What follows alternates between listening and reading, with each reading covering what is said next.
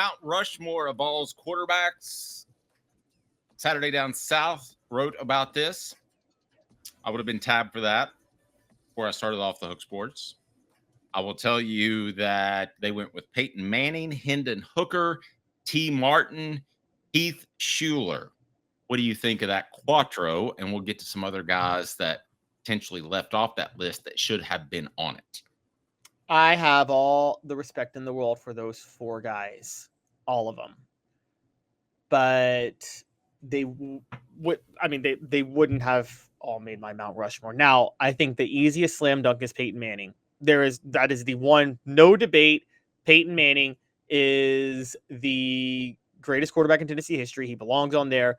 Everybody else is a debate. And no, he's not a debate. Here's the reason he's not a debate. Because he was an incredible athlete. He was drafted, third in the NFL. He brought a lot of attention to the program. I thought he opened the door for Tennessee to go get a Peyton Manning because, let's face it, Heath wasn't nearly as good at reading defenses as Peyton would end up being. But Tennessee made Heath a very good quarterback, and he did a fantastic job. And he opened the door for Tennessee to go from an Andy Kelly level quarterback, which is good, to an elite level quarterback in a Peyton Manning. I also wouldn't have T. Martin on there. But wait. You could also make the case that Andy Kelly opened the door for Tennessee to go after Heath Shuler. So if you're going to make that case, you could then put Andy Kelly in over Heath Shuler. Yeah, but I mean? Yeah, but Heath was elitely more highly rated than Andy back in the day. That was a pretty major jump. I will say this. I would not have Hendon Hooker on there. And it sounds like heresy, I know, but I wouldn't, because I felt like Tennessee's offense caught some people off guard. I don't want to say that it's gimmicky. It's not. It's very fundamentally sound, but they caught some people off guard. And he did do a fantastic job of throwing the deep ball. But let's face it, Jalen Hyatt was running awfully open. I mean, just the eye test, I saw more open receivers than I saw, as many open receivers as elite throws. So I wouldn't have Heath on there, and I wouldn't have T. Martin on there. And here's why. I think the guys I'm going to name could do the exact same thing as those guys in perhaps a different way. So let's go ahead and get to it. 4 downs right now. Who was left off this list that should have been on it? Cooper Mays, will you please tell us what to do with that button that sits right in front of us? Cooper Mays here. Hit like and subscribe. Thanks. Coop here. First down. Condridge Holloway, should he be on the list? Yes, he should absolutely be on the list. And I would have him over Hendon Hooker or T. Martin or even Heath Shuler. I'd have Condridge Holloway maybe even second on this list. One, it's not just the racial part of him. He integrated playing. He's the first black starting quarterback in the SEC. It's not just that. Guys, if you go back and look at Tennessee's program during the Bill Battle era, that program was collapsing rapidly. It was sinking into irrelevancy. And Condridge Holloway gave Tennessee 3 decent seasons by himself with no help around him whatsoever. I would have Condridge on here. And that leads me to my next one. Cooper Mays here. Second down. I'm so serious. Casey Clausen. So my 4 would be, I'll go ahead and tell you, and we'll get to the other 2 downs. My 4 would be Peyton Manning, would be Heath Shuler, Condridge Holloway, in no particular order, and Casey Clausen. I think Casey Clausen could have done everything that Hendon Hooker did, except for the running part of it, obviously. But as far as through the air, I think he could have done everything that Hendon Hooker did and would be a great fit for this offense. You like the mobility, but don't you think it's a little bit more of an extra, an add-on? I mean, you don't have to have the mobility. I'd rather have a guy that's accurate down the field than able to pick up 5 yards in a scramble. Yeah, but that was I think one of the reasons Jalen Hyatt was so bare so often was because the threat of Hendon Hooker running hesitated a lot of safeties in the moment.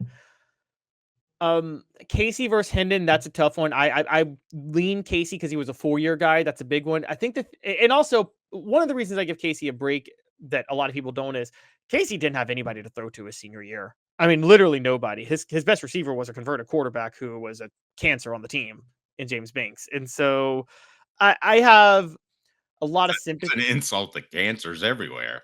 I have a lot of sympathy for what he dealt with. There's still also the 2001 SEC title game, and there were quite a few other times where Casey, when the ball was put in his hands, he came up drastically short. And I mean, you remember the 2003 Georgia game, Dave, where Casey the fumble return the other way that puts Georgia up 20-7, and Casey could not rally the team in the second half after How that. should we remember Tony Robinson? There was a Tony- period there where he was incredibly elite. Front of Sports Illustrated, that wasn't easy to do back in the day.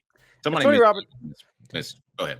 If Tony Robinson finishes the 85 season, we're talking a totally different story with Tony Robinson. Tennessee was very good with him in 84, and Tony Robinson did the bulk of the work for Tennessee to win the SEC in 85 because he's the reason Tennessee upset Auburn, tied UCLA, and beat Alabama. And then Daryl Dickey just finished the season and then had the legendary upset against Miami. But I think when you break it all down, Tony Robinson, I mean, again, that beloved season, he didn't even play half the year. So you can't, it's almost like if I'm doing I don't think anybody would put him on. There's no way you could say he's on a Mount Rushmore. No, but if you're doing a talent Mount Rushmore quarterbacks, he would be a different sort of talent, but it would be him and Peyton. Peyton's ability to read and lead, and T-Rob's ability to just create plays. By the way, have you seen The Replacements with Keanu Reeves? I have. The most anti-union movie of all time. Did you know that's about T-Rob? Yeah, I did. Yeah. I don't know why they picked a white guy. Like, whoa. But anyway. Tennessee center Cooper Mays here. Third down. Should Josh Dobbs be on the list, Caleb? I say no. No, it's difficult for me, but I say no. And he's close. He's in that vein, but I mean, he did have, to be fair to him, in terms of total yards, I don't know if you know this, Dave, he had the second most productive single season in Tennessee football history in 2016, only to Peyton Manning's 97 season. But I mean, when your best year was 9-4, that you have to factor in team success to a certain degree. And he did have, even though he was dealing with Butch Jones, he did have some serious weapons. I mean, he had Alvin Kamara as his running back. He was thrown to Josh Malone and Jawan Jennings. He had Mike DeBoard as his offensive coordinator, one of the best offensive minds Tennessee ever had. And I'll go ahead and say it right now.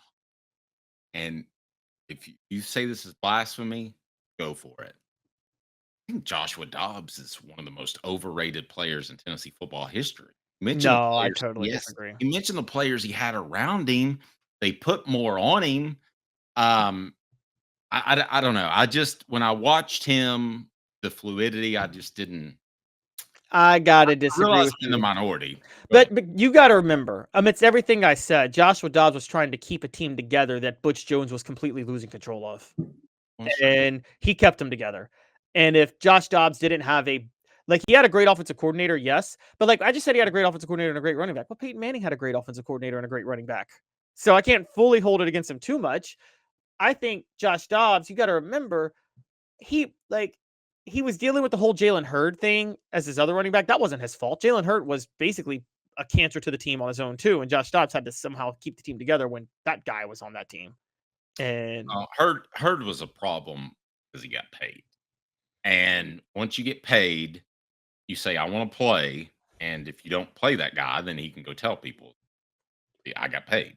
So that's why you don't pay players pragmatically, aside from against the rules. All SEC center Cooper Mays here. Fourth down. But yes, Alvin Kamara was misused incredibly. Great point on the message board. All right. Andy Kelly, who gets lost in the greatest quarterbacks of Tennessee football history. I think he's an excellent quarterback. I think he's probably had a semi-limited skill set. But his ability to both play on the road, much like Casey Clausen, his ability to throw touch passes overcame that. And he's the all-time leading rusher in Arena Football League history. I think Andy Kelly was a heck of a quarterback, but probably a little bit of an overachiever. Yeah, he's not on the Mount Rushmore. Remember this too. For those who don't know, and a lot of people don't know this, though that 89 and 90 Tennessee team, that was actually the blueprint for the Norv Turner Cowboys offense. basically. That's literally what they did. They based it off what Tennessee was doing. And Troy Aikman almost went to Tennessee for that reason. They used Andy Kelly the way the Cowboys used Troy Aikman. I mean, Dave, it was when, I mean, Philip Former may not like us saying this, but like that was a very simple offense. It was a very simple I formation offense where you had Alvin Harper running vertical on one side and Carl Pickens running vertical on the other.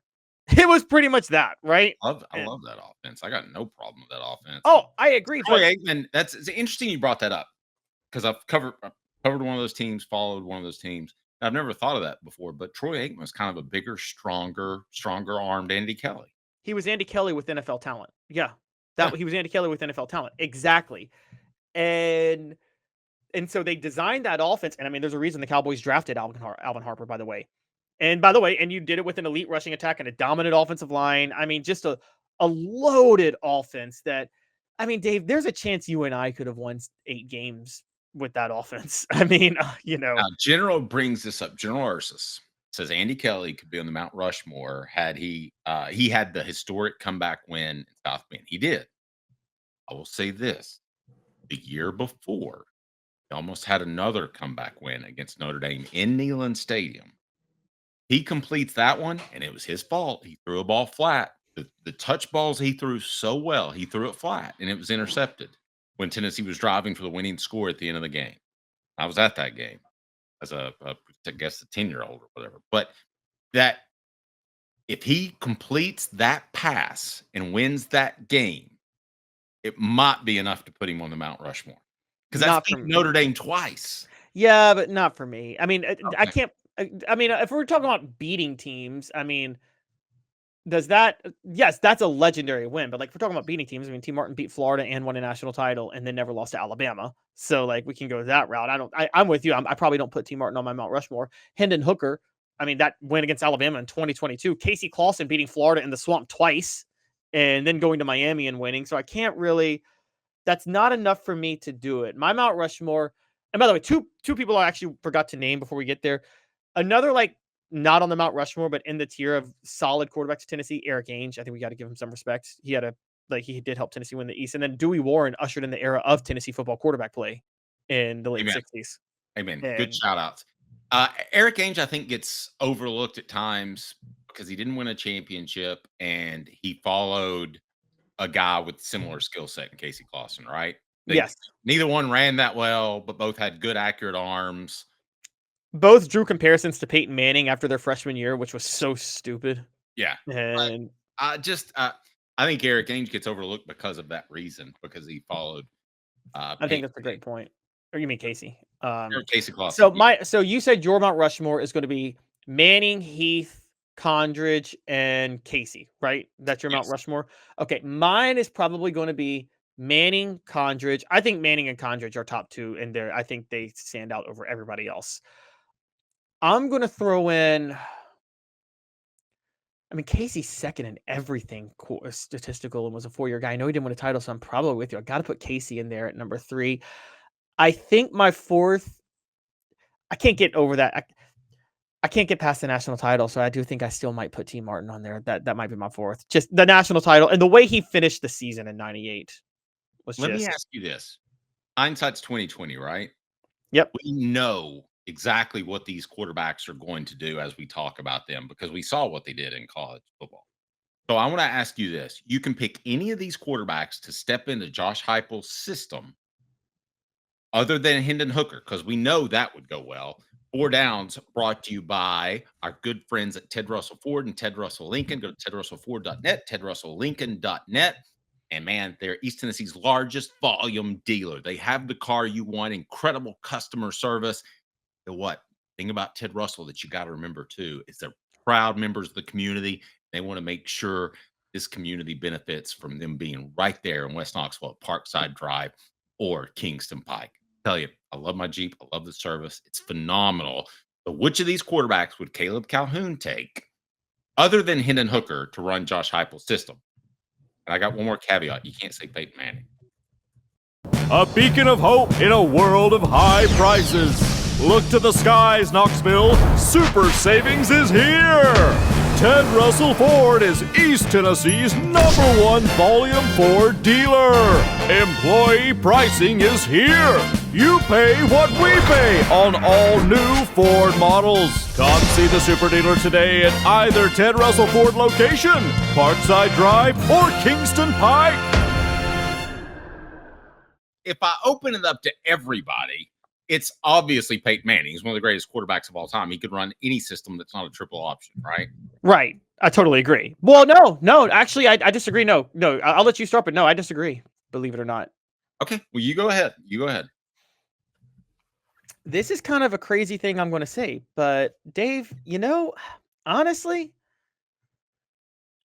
I think Heath Schuler would be the best fit for Heupel's offense.